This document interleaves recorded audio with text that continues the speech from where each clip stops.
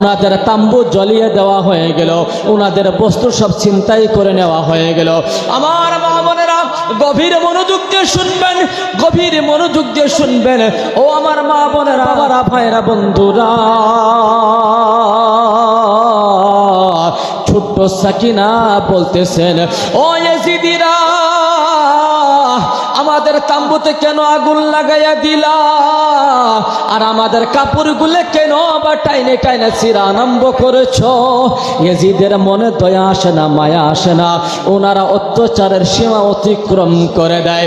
একটা পর্যায়ে এমন ওই ছোট্ট সকিনার কানের ভিতরে সৈন্যর যে অলংকার ছিল, এমন জোরে করে টান মারেছে বাবারা, কান ছিঁড়ে অলংকার বাহির হয়ে গেছে। সকিনা বললেন, আপনারা আমাদের অলংকার দিবেন, আমাদেরকে বলতে তো আমরা দিয়ে দিতাম। এমন ভাবে অলংকার টান দিচ্ছেন, আমার কানটা ছিঁড়ে গেছে। ওনারা ওই জান্নাতি মহিলাদের সরদারিনীদের ওনাদের কাছে ক্ষমা চাওয়া বাদ দিয়ে আর সাকিনার গালে মুখে চর আরম্ভ করে দিছে। বলুন নাউজুবিল্লাহ। আমার বাবারা, আমার বাবারা, যে শেহরবানু, যে যায়নাব, মা ফাতেমাতুজ জোহরার শেহজাদি যায়নাব, ইমাম হুসাইনের মেয়ে সাকিরা, ইমাম হুসাইনের স্ত্রী শেহরবানু, ইনাদের কাপড়, ইনাদের দুপাট্টা টেনে খুলে ওনাদের তাম্বুতে আগুন লাগাইয়ে দিয়ে ওনাদের উপর নির্মম অত্যাচার শুরু করে দিল। এমন করতে করতে কিছু রাত হয়ে যায়।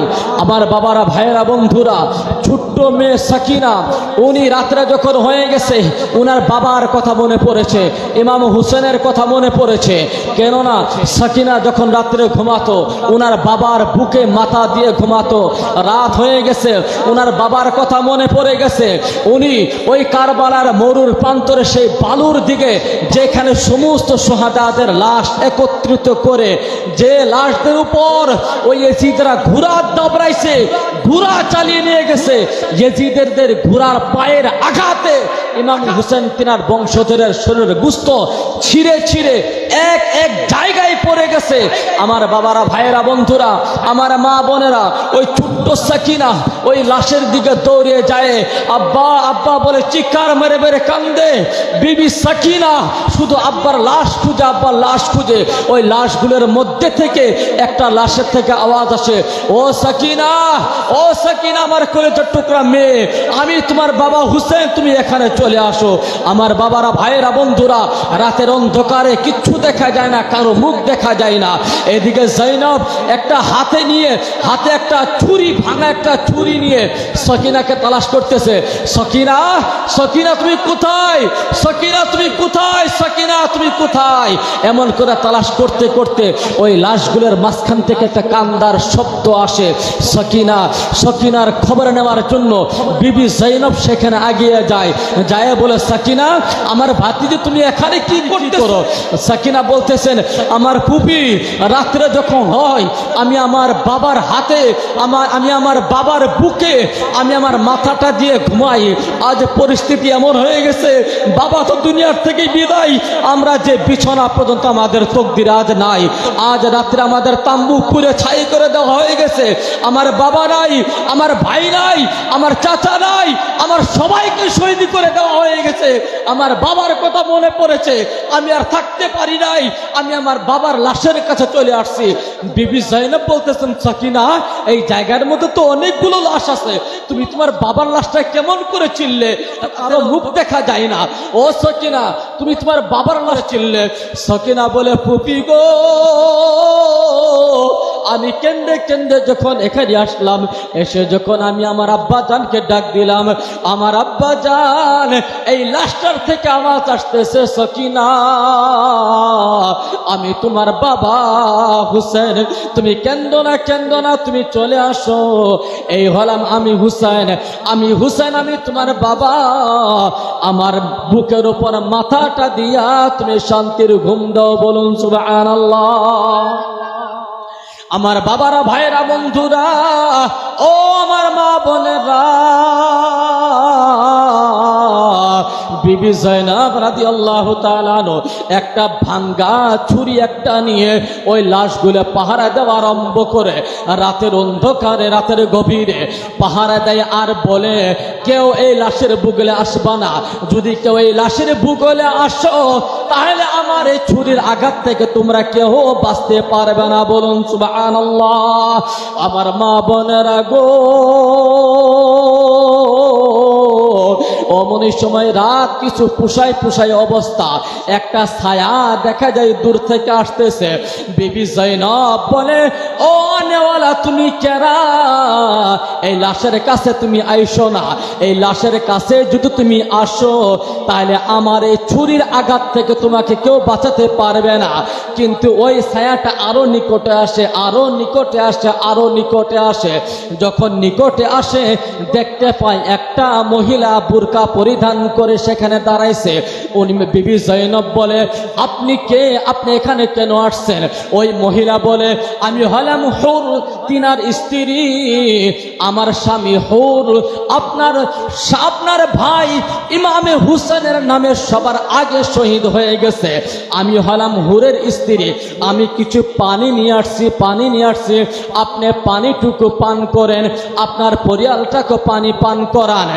বিবি জয়নব বলে, না না না, এই পানি আমরা পান করতে পারবো না, এই পানি বিনে আমার ভাই হুসেন শহীদ হয়ে গেছে, এই পানি বিনে আলী আসগর শহীদ হয়ে গেছে, এই পানি বিনে আলী আকবর শহীদ হয়ে গেছে, এই পানি পানি করে আব্বাস আলম বরদার শহীদ হয়ে গেছে, এই পানি পানি করে আমার বংশের যুবক সবাই একের পর এক শহীদ হয়ে গেছে, এই পানি আর আমি পান করতে পারবো না, তুমি কেন পানি নিয়ে আসছো?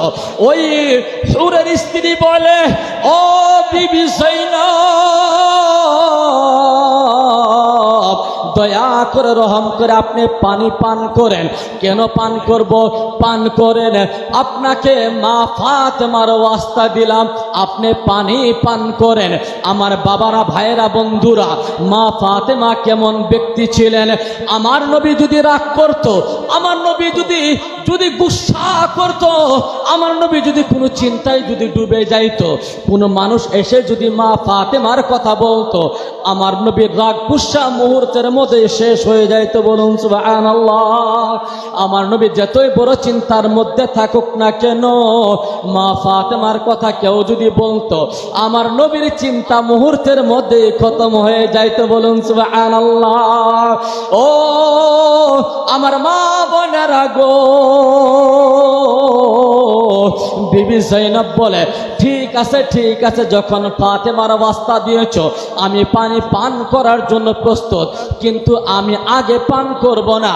নবীর হাদিস হলো, কোনো বস্তু যদি বাড়িতে হাদিয়া যদি আসে, ওই বাড়িতে যিনি সবের চেয়ে ছোট উনি আগে পান করবেন। সুতরাং এই সাকিনা সবের চেয়ে ছোট, আগে সাকিনা পান করুক। এই কথা শুধু বলতেছে। সাকিনা বলে, ফুফি গো, আপনি বললেন যদি কোনো বস্তু বাড়িতে আসে, বাড়ির সবার চেয়ে ছোট যিনি তিনি পান করবে। আমি হলাম সাকিনা, আমার বয়স হলো 6 থেকে 7 বছর, কিন্তু আমার একটা ছোট্ট ভাই হলো আলী আসগর। আমার ভাই আলী আসগরকে আগে পানি পান করান, কেননা নবী তো বলে গেছে বাড়ির ভিতরে যিনি সবার চেয়ে ছোট তিনি আগে পান করবেন। আগে আলী আসগর পান করুক, তারপরে আমরা পান করব। আমার বাবারা, ভাইয়েরা, বন্ধুরা, দেখুন নবীর বংশধরের পরিচয়টা কেমন। হাদিস শোনা মাত্র তার প্রতি আমল করার জন্য প্রস্তুত হয়ে গেছে। আজ আমরা কত হাদিস শুনি, কত কথা শুনি, কিন্তু আমরা নিজের আমলের মধ্যে আনতে চাই না। কথা বলুন ঠিক কিনা? বিবি সকিনা কয়, ফুফু আমার চেয়ে ছোট হলো আলী আসগর, আগে আলী আসগর পানি পান করব, তারপরে আমি পান করব।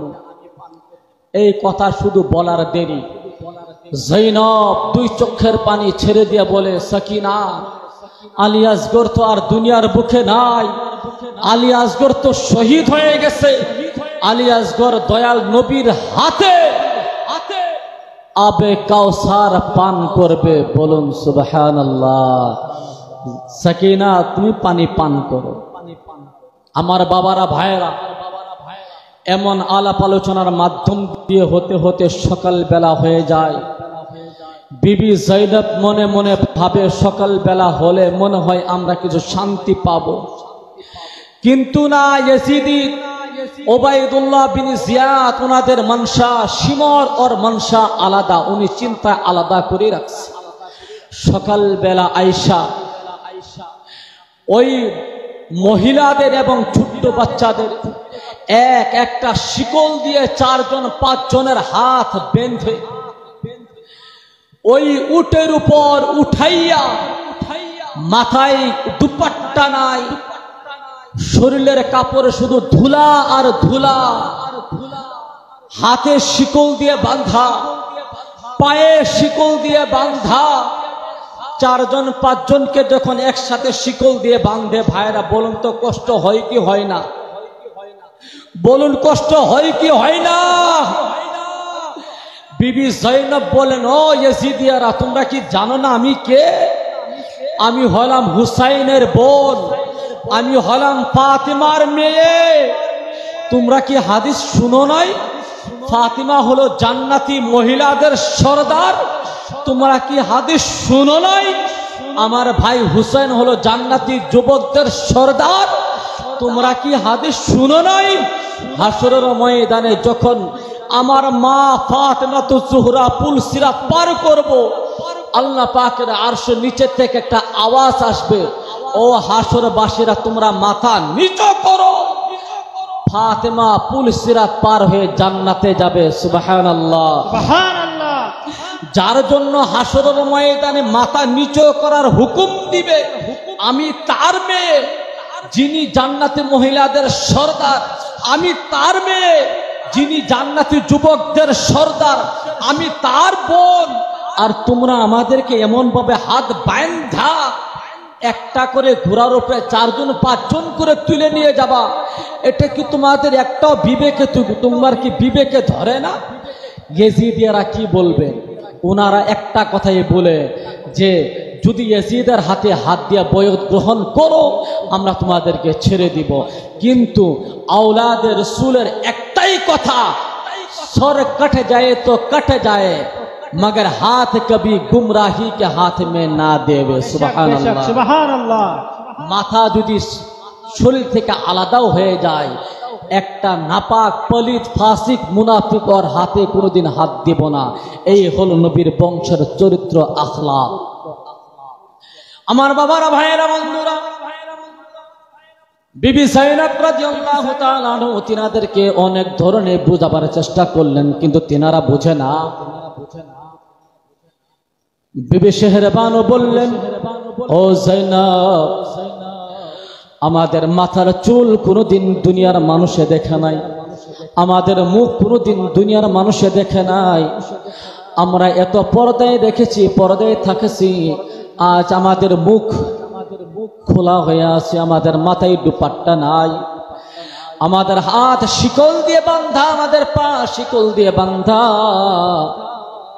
বিবি জৈনব বলে, ও মহিলারা, তোমাদের মাথার চুলগুলো যে লম্বা, বলে হ্যাঁ, বলে তোমরা তোমাদের মাথার চুলটা সামান দিকে ঘুরাইয়া দাও, তোমাদের লম্বা চুলগুলো দিয়ে তোমরা মুখখানা ঢেকে পর্দা করো। বলুন সুবহানাল্লাহ। চিন্তা করে দেখছেন, মাথার চুল উল্টে দিয়ে ঘুরাই দিয়ে মুখখানা পর্দা করার কথা বলছে। আজ আমাদের মা বোনেরা কোথায় মাথার চুল ঢেকে রাখবে? মাথার চুল উড়াইয়া যদি না বেড়ায়, এটা একটা ফ্যাশনই হইল না। আর আমার যুবক বোনেরা তো এমন, দুপাট্টা রাখবে বুকের উপর, বুকের উপর দুপাট্টা না রাখা, ছেলে মানুষ যেমন করে মাফলাট গলাতে পেঁচায় নেয়, উবো করে গলা পেঁচায় নিয়ে ঘুরে বেড়ায়। কথা ঠিক না? আর অনেক তো আছে দুপাট্টা উড়নি ব্যবহারই করে না। সেলোয়ার কমিজ পিনতে দুপাট্টা নাই, দুপাট্টা সারাই বিন্দাস ঘুরে বেড়াইতেছে, না মাথায় কাপড় আছে, না বুকে কাপড় আছে। এই হলো আমাদের অবস্থা। আর নবীর বংশরা, ওনাদের অবস্থা দেখুন, মাথায় দুপাট্টা নাই, হাত বান্ধা, পা শিকল দিয়ে বান্ধা।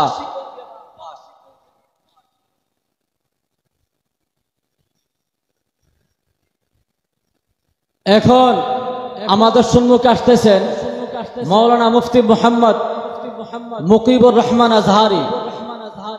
আপনাদের সম্মুখে আলোচনা রাখবেন। আমি আর বেশি সময় আপনাদের সম্মুখে নেব না।